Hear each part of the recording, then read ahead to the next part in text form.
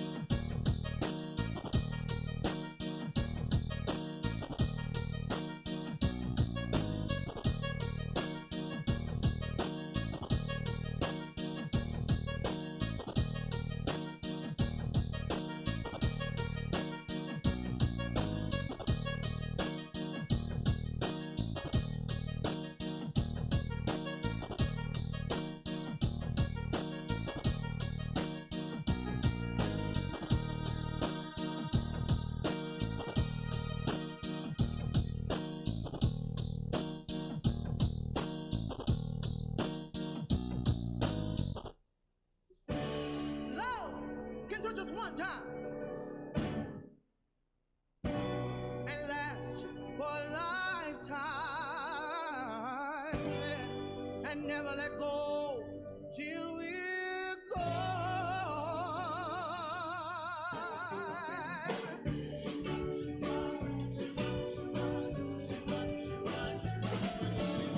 Every night in my dreams I see you, I feel you.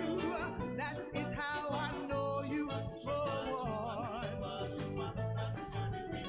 Far across the distance and spaces between us, you have come to show you so. Dear, far, wherever you are, I believe that the heart does go on. Once more, open the door, and you're here in my heart, and my heart will go on.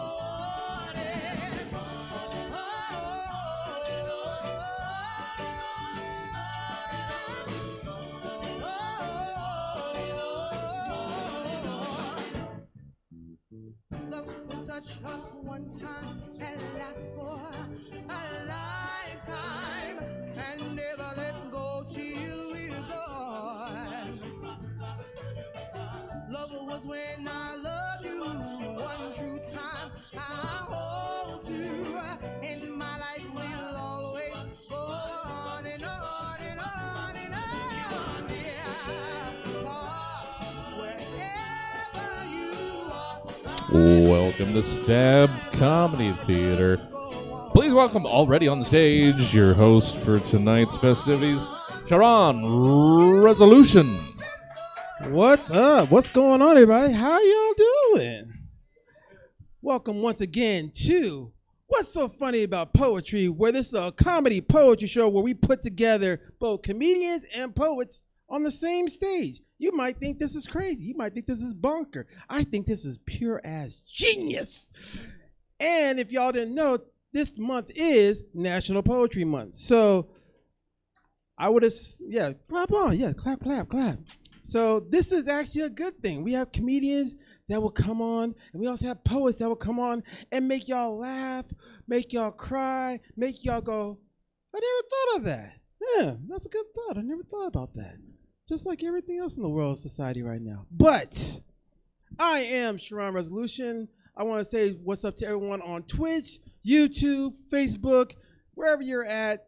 If you're not here, thank you for coming anyway and seeing us perform. I know yesterday was tax season. I know it was the last day. If you didn't get your taxes in and you have extensions, I hope y'all work with me because I do taxes. But I also know it's a day away from 420, so this is the time where you will not have your smoke session yet. So I'm hoping we make a little bit fun before you have to go get those dispensary discounts and get all the weed, edibles, dabs, and everything you need before the day is over. But let's get this thing started, shall we? Y'all ready to get this thing started? I'm saying we need to make it bigger. Y'all ready to get this thing started? All right. All right, so the first person we'll have on stage, she has an incredible backyard show she does every month. But she's doing my show because I DJ'd her show, and I am totally grateful. I'd like to give you Tina San Lucas.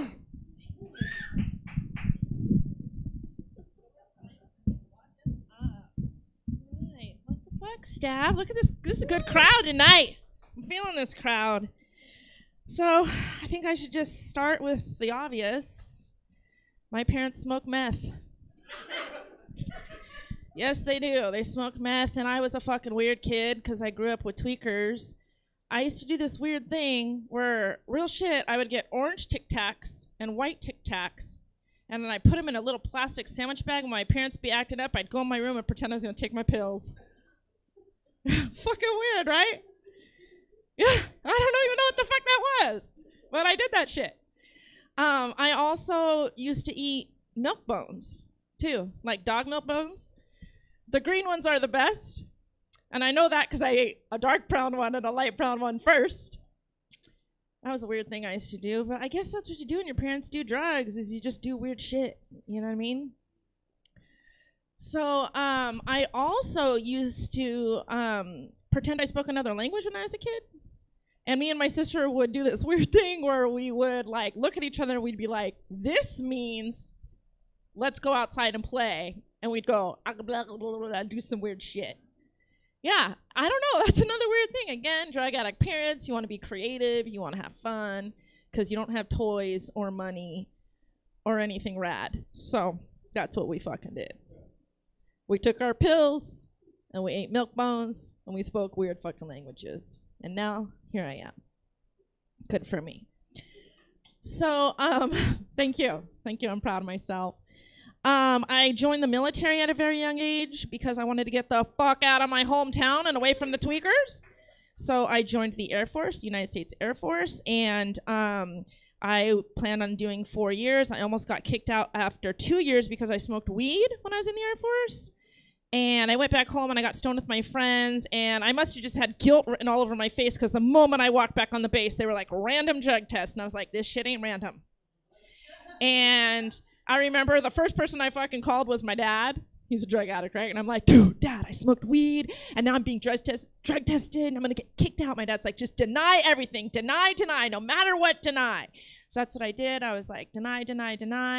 And then I sweated. They made me sweat for fucking 2 weeks. I was freaking the fuck out. Like, I'm going to get kicked out. Oh, my God. And then the OSI, which is like the undercover Air Force police, like brought me in the office and they sat me down. They're like, well, do you know what the drug test came back as? And I was like, well, I don't know. You're the government. You can do whatever the fuck you want with the drug test. I know I'm clean.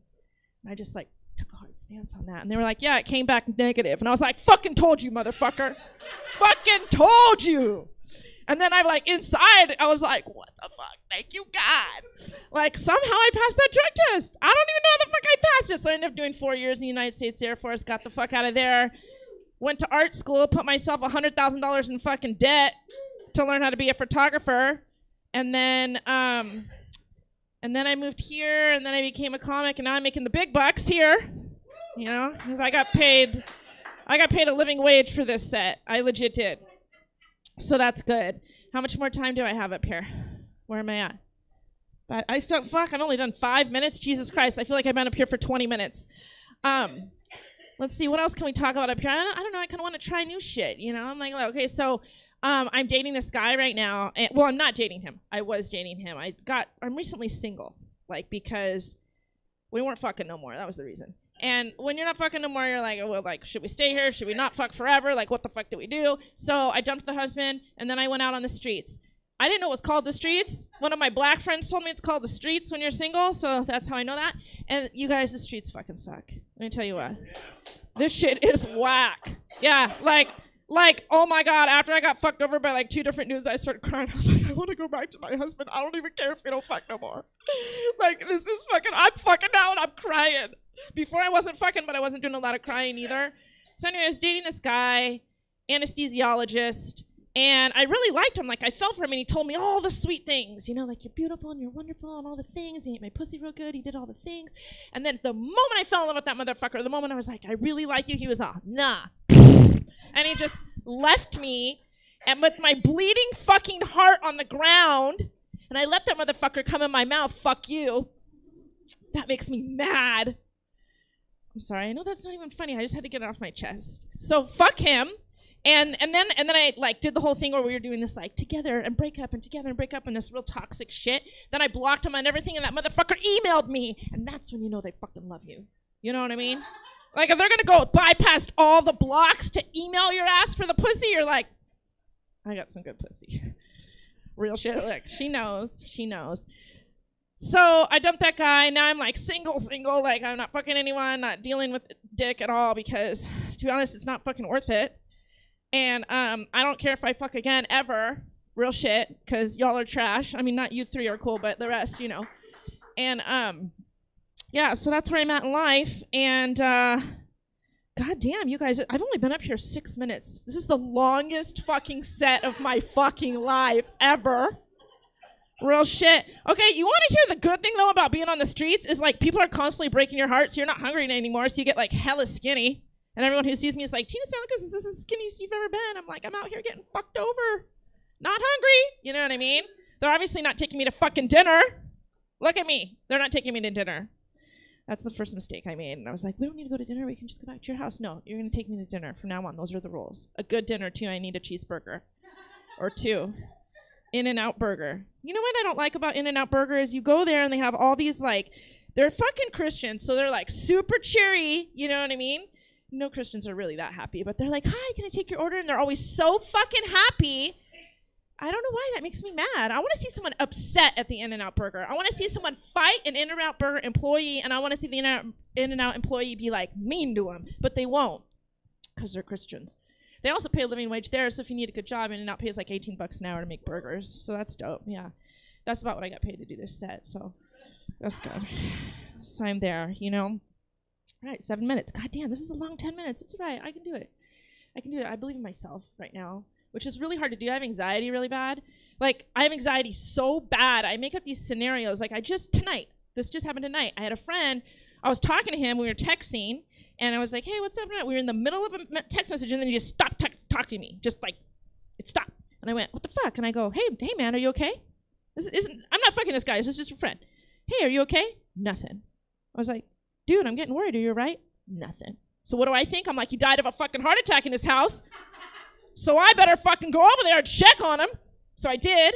I raced to his house and I knock on the door and I'm like, fuck, oh my God, thank God you're okay. And he goes, why are you acting fucking weird? And I was like, bitch, I have anxiety. You know what? I wish you would have fucking died of a heart attack. Fuck you, right?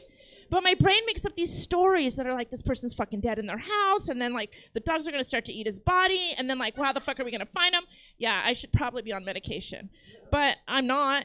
Instead, I'm holding a microphone, just doing this, you know. So, bought some new bras lately. My bras are getting pretty tattered. You know when you get a bra, like you know the bras you wear where you're like, fuck, I better not make out with anybody because if I take off this shirt, they're gonna be like, that bra is dirty as fuck.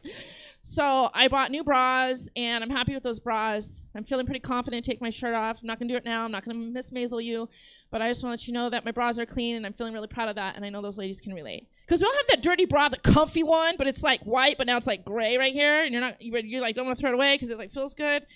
But if a guy ever saw that on you, he'd think you're trash. You know what I mean? Yeah, see, look, you know what's up. Same with the panties. You only wear the granny period panties when you know you're not going to fuck. You know what I'm saying? But if you're going to fuck, you're like, I better put on the sexy panties. I don't even own sexy panties no more. I'm 43. I don't give a fuck. That hurts my asshole. I don't want to wear those underwear anymore. I want to wear full-blown ass cotton, up high to hold in the mom gut. Those are the kind of underwear I want to wear. And you know what? If you're going to complain when you fuck me about my granny panties, you can fucking leave. Fuck you. Thank you. Real shit. All right, we have about 45 seconds here. The other thing, too, is, like, anal sex. Guys are really fucking into anal sex. It's like you get so excited when your dick is in an asshole, and I am convinced that most guys are just a lot gay. All of them. And I just wanted to say that out loud because I really think that. They all want to fuck you in the butt, and I don't know what that's about. So thank you so much. That's my time. Have a good night.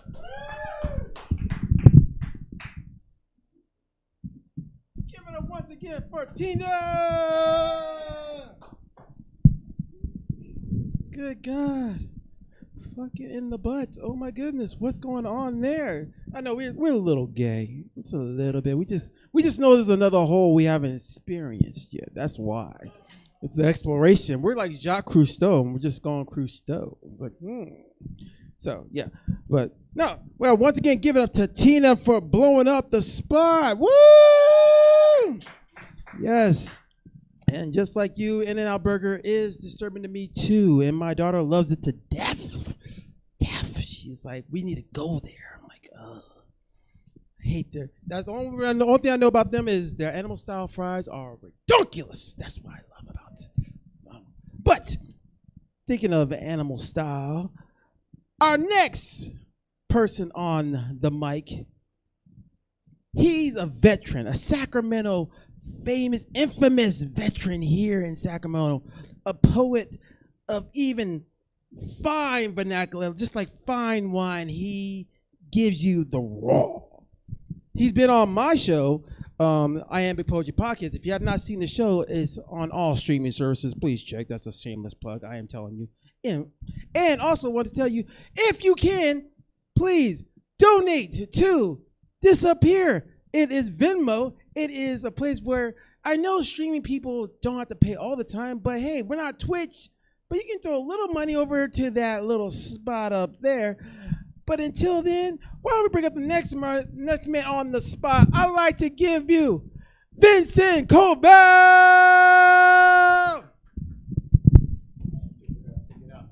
Hey, if I'm gonna be up here, it's my first time up here with comics. I thought that was so beautiful. So it's just completely something else. If I'm gonna be up here with the comics, then I'm gonna be Fo Shang, right? I'm gonna put that like this. I'm gonna say motherfucker. You know, I'm gonna throw in because I don't even know if I have motherfucker in the poem. You know what I mean? Motherfucker. All right.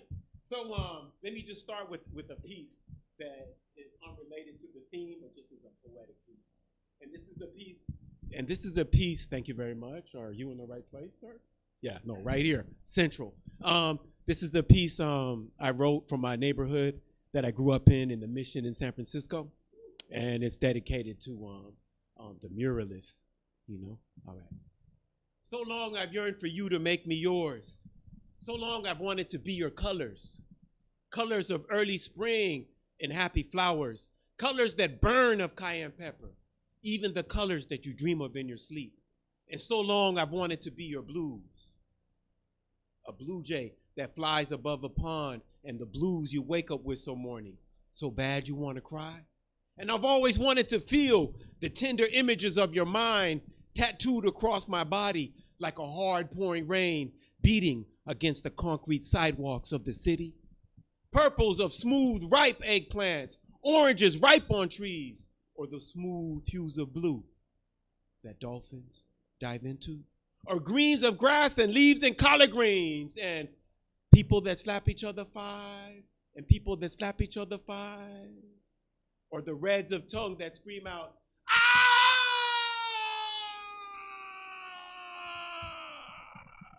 In the ears of corn at harvest time.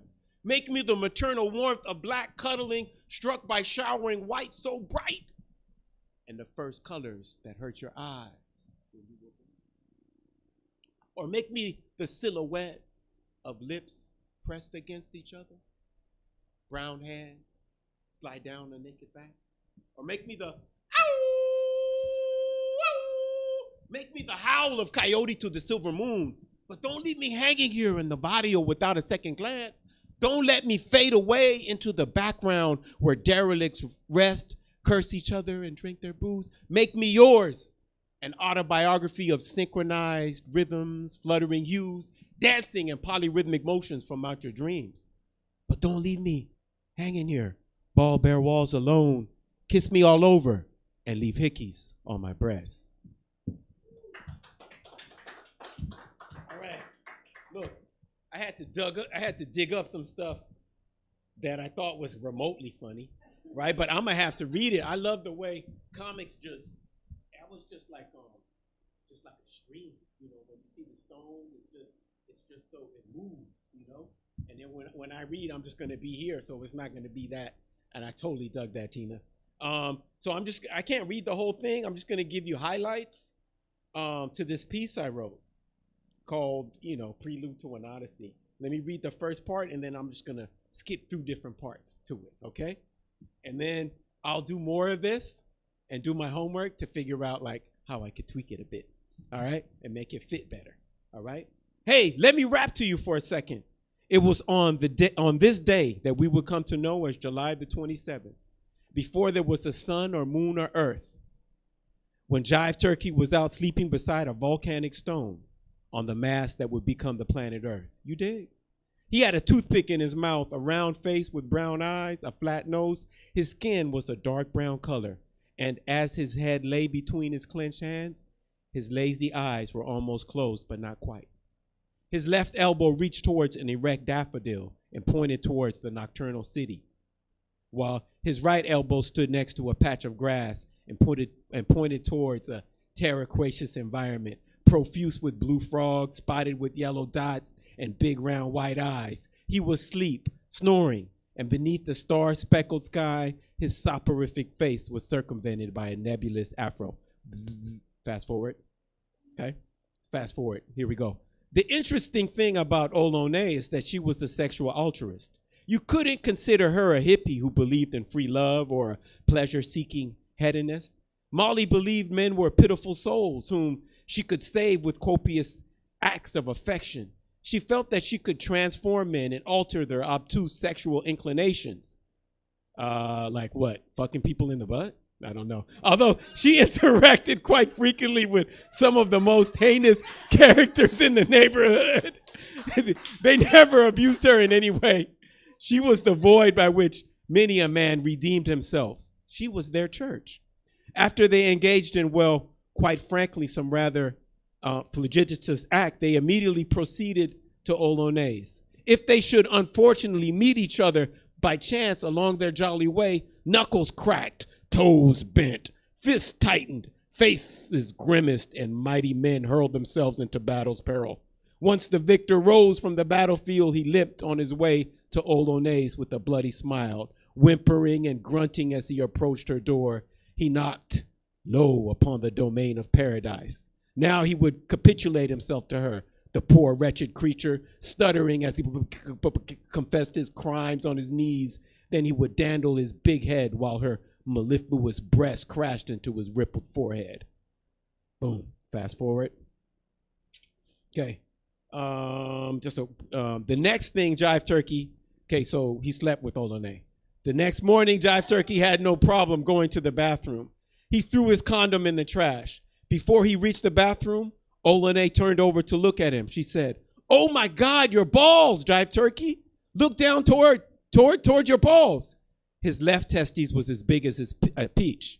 His right testes was as big as an orange. Olone started laughing so hard that Jive Turkey's left nut blushed. They both started laughing so hard that an hour later, when Olone left, you could still hear her laughing down the street. Fast forward. Fast forward. Fast forward. Here we go. Boom. Jive Turkey is with Mercedes Brown now. Jive Turkey forgot about everything. He's not supposed to get with anybody. He's going to get in trouble because what's the lady's name? Anyway, the lady told him no. He went to a gypsy lady, and she fixed him up to try to fix his balls, but he wasn't supposed to sleep with anybody else. Here we go. Jive Turkey forgot about everything. He took her clothes off, leaving her panties for last. Sexy panties. As he gently pulled them down, her thighs, calves, ankles, and toes, he looked at them for a moment. They were scratch and sniff panties, so he scratched and sniffed them. The fragrance of 101 roses tickled his nose. As Mercedes Brown pulled them and welcomed them into her soft textures, her naked cocoa-buttered bosom, and then the loving began. They started to kiss. They started to grope. They started to fornicate. Then they started to copulate. And finally, they started to fuck. They started to flow so well with each other that Jive Turkey's left testes became the size of an eggplant, while his right one became the size of a grapefruit.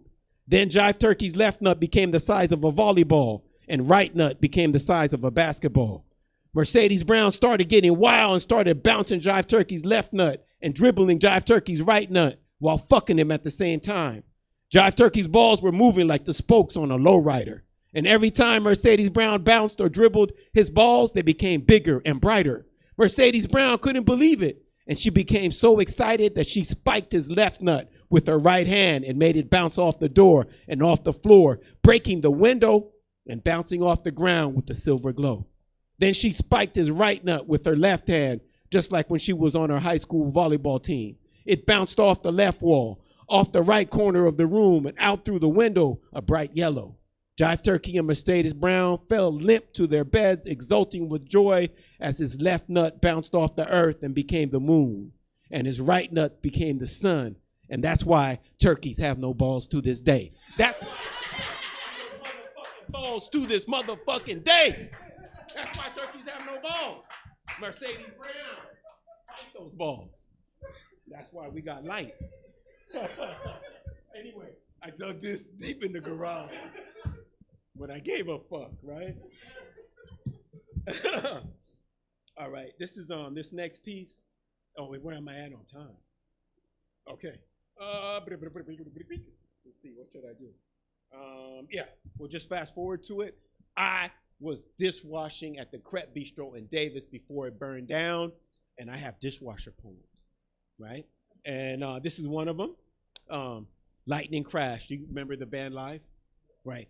Every night the waiter would play, right? And that stuff is just, it crystallizes in you, right? Everything's closed and live, and he's doing this. You know, he's doing that. He's singing the song.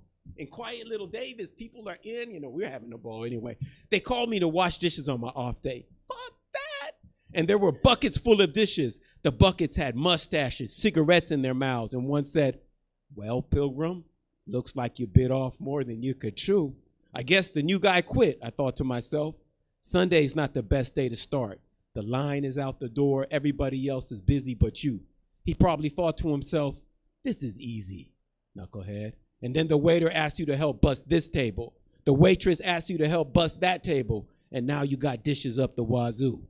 And the dishes are a beast. Those dishes were like left hooks, right crosses, and an uppercut to the chin. And finally, the inevitable body blow. Body blow. Body blow that sent his ass home, putting everybody else in panic mode. Right? If there ain't no dishwasher, ain't nothing happening. As I rode my bike going south on J Street, and a ride going north on 5th towards the Crepe Bistro French Cafe, in my mind, there were still echoes from last night. Lightning crashes. A new mother cries. Her placenta falls to the floor. The angel opens her eyes. You know, when he hits that note, it's really nice. I came in anyway because I needed the money, and I had my eyes on becoming a cook. Fast forward. Just as I walked in, they all stared. There was no time to look back, though. The dishes were waiting for me, and there were 3 fondue pots. Fondue pots are punches from Jack Johnson. You have to soak them for hours just so you can have a chance at washing them. Why? The Swiss cheese coagulates to the bottom of the pot. Try to get the cheese out the bottom is like trying to get the devil out of hell. You have to fight with a Brillo pad and a scrubber.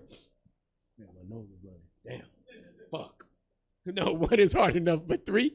I said to myself, I'm going to get my Sugar Ray on. And I rolled up my sleeves and I rubbed my hands. Like I said, there were still echoes of music in my head from last night. The nighttime waiter that I've been closing with always closes with the Throwing Copper album by Live. And he loves to sing the Lightning Crashes song. Oh, now feel it coming back again. I know I fucked that up, but something like that, right? Lightning had crashed and I was in the middle of the confusion and I had to get that. We about to box on with these dishes. I threw a left, I threw a right, I threw an uppercut, and got back on my bicycle.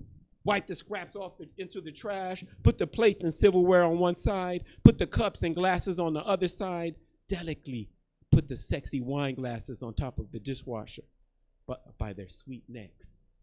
Run the hot, steamy water, put my hands in the water belly, and an hour later I had tamed the beast. I was in the flow. I had just bought the Wu-Tang's Cash Rules Everything Around Me. Cream, get the money. Dollar bill, y'all. But there was no way I would be able to play it with the boss here. Something nostalgic about Django Reinhardt all day at the Crepe Bistro. The boss falling asleep at the counter, and soon the boss of the work from Vietnam cooking beef bourguignon. The smell simmering from the back, mixing with smell of crepes, the sound of crepe batter being poured on 2 large crepe griddles. Okay, last page. The sound of people chattering, no one on a cell phone. The clinks and clanks, clink, clank, clonk, clink, clink, clonk, clonk, clink. Silverware being jumbled together, and the smoke tree, the smell of a cigarette, because Isaac always found a way to get away and take a puff. Everybody had their tapes ready, and we were all waiting for the boss to leave. I was last in the rotation, so I didn't have a chance until later on. But I was washing dishes and I was in a flow, and I felt like I was in the Shaolin Temple. What do you hear? I hear the dishes, grandfather. What do they say? A restaurant cannot function without clean dishes, and no one will give tips if the dishes are dirty. Good. You understand, my child, but there is still much to learn. I must teach you about the silver bowl during the Song Dynasty and the golden spoon that fucked the fork. Today was a good day. Like Ice Cube said, my tips were fat, and in a few weeks, I would be cooking.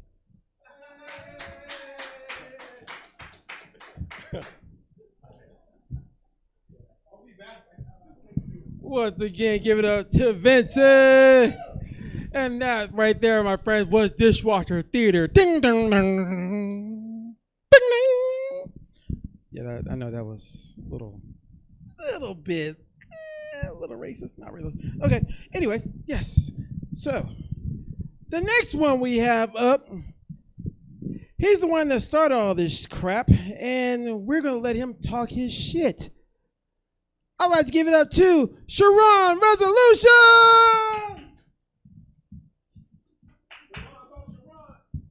What up, everybody? How y'all doing? What's up? How y'all doing? I've been told that I'm too hype, so I'm going to be very monotone with a little bit of energy going up back and forth, so you know that I am not screaming at you like I'm Sam Kinison. Please take this in very lightly, everyone. I live up in Grass Valley, and I've always had a situation where I know my name is Sharon. I know it's a little hard to say. It's a name that you don't find on a keychain at Disneyland kiosk. You know, it's one of those small world things. You're like, And it always gets to the point where I always have a problem that everyone mispronounced my name. It's spelled the same way, but somehow it's still being mispronounced. My biggest fear is that I'll be dead in a coffin, and as the pastor is giving his recital to me, he'll basically go, and Sharon was a good man. We all should give Sharon just a little bit of time and perspective. You know, that's my constant fear that I see. But no, I've always had a moment where when I was living with this couple, they would always leave me passive-aggressive notes. And it always got to my head, and I thought one day I'm going to try something. So my girl came over one night. And, you know, we're kissing, hugging, and doing things. It was getting heavy. You know, we're getting ready to have sex. And as the moments gets winded up and it's hot and heavy and clothes get thrown all over the place and I'm getting it in, I'm going at it and stuff, a male thought came to my mind, and I looked at it and said, hey, baby, what's my name? Sharon. Baby, what's my name? Sharon. Baby, what's my name? Sharon. Spell it. C-H-A-R-R-O-N. I can't hear you. C-H-A-R-R-O-N. Again. C-H-A-R-R-R-R-O-O-O.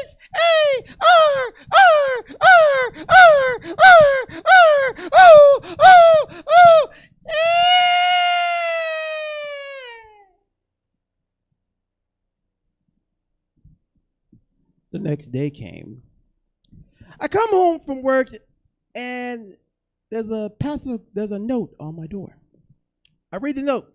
It says, Sharon, you know, we can hear you between these walls. Of course you can hear me. That's what I want you to do. But I wasn't mad about that. I was kind of happy because, sure enough, my name was spelled right. Yes. So if you don't know what I do, I am a DJ. That is my profession. I do DJ comedy shows. I DJ weddings. I DJ clubs. I am that guy that goes in K10 Team Sound Live. That is I. But I've noticed one thing in my career, my profession. I've noticed that musicians lie. Musicians lie. Why would they lie? I have no idea. But I've learned that musicians lie.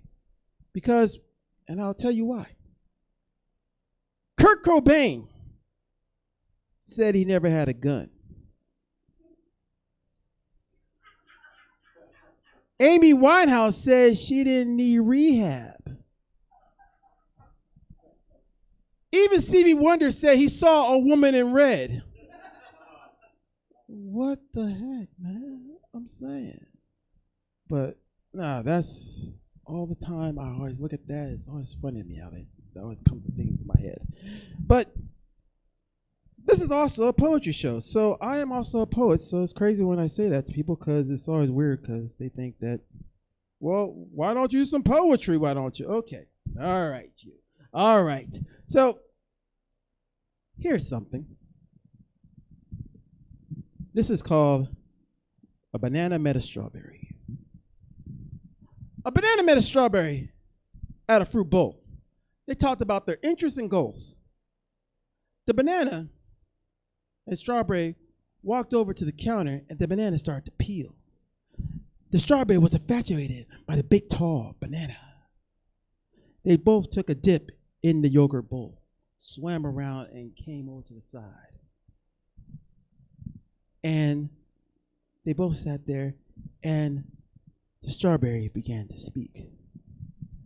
Ooh, banana, you're so fine. I think I want to blend with you. Caught by surprise, the banana was like, I think I want to blend with you too, girl. The banana felt the smooth rapid side of the seeded exterior of the strawberry, which started a swirl in the yogurt bowl. And it began to swirl and swirl. Ooh, banana. Ooh, strawberry. The swirling became intense. The swirling became so intense that they started to split and merge and merge and split and split and merge. Oh my, this is incredible. This is incredible. Keep going. Split and merge, merge and split. It came to the point where they were getting faster and faster. Keep going. Don't stop. Go, go, go, go, go. And when they reached their apex, the moon began to eclipse. The flowers began to bloom. And the sun began a spark.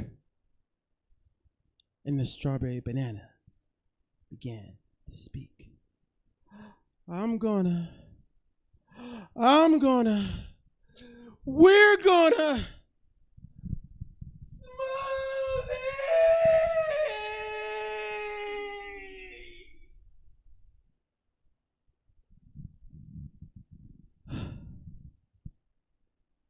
And that's why Jamba Juice is more than the family establishment. Thank you. Well, everyone, I thank you for coming to see our show once again. This is the 5th time we have done this. I like to bring back my 2 comedian friends up here. I like to bring back, and poet friend, I bring back Vincent Cobell and also Tina San Lucas. Oh my goodness. Hold on a second, one time. I like to bring back comedian and a poet. I like to bring back Tina San Lucas and Vincent Cobell. I am Sharon Resolution, and we once again are What's So Funny About Poetry. I hope you enjoyed the show. Please do donate once again to the Venmo on the side here. And if you haven't followed us, please follow us on all social media. You can, I've got them linked up. You can go check them out. And what's the next show you got going on, Vincent? Poetry got to do with it. Got to do with it. Basically. We got the Barnyard Funnies going on for Tina San Lucas. Got Jesse Rivera. He got Jesse Roberts going on. They got that going on tomorrow for 420. Go check that out. And I'm going to be in Living Fat. I'm playing Daddy in Living Fat at Celebration Arts. I did my first theater thing, Midsummer Night's Dream, and then I guess they did a couple rehearsals and said, hey, we want you to play that. I saw that. When is that going to happen? Congratulations. So once again, everyone, thank you for being here. Thank you to Vincent. Thank you to Tina. And check us out next month where we'll have some fabulous comedians and also poets for y'all to see. Because once again, what is so funny about poetry? Peace. Thanks for joining us. That is it for us for tonight. Check out the calendar events, stabcomedytheater.com, to see what we have coming up. Tomorrow, 4 o'clock, Inside the Box with me. 9 o'clock, Domain Daddies. You know what? Just check out the calendar. You can see for yourself what's going on. That's it for us. Thanks for joining us. Have a good night, everybody.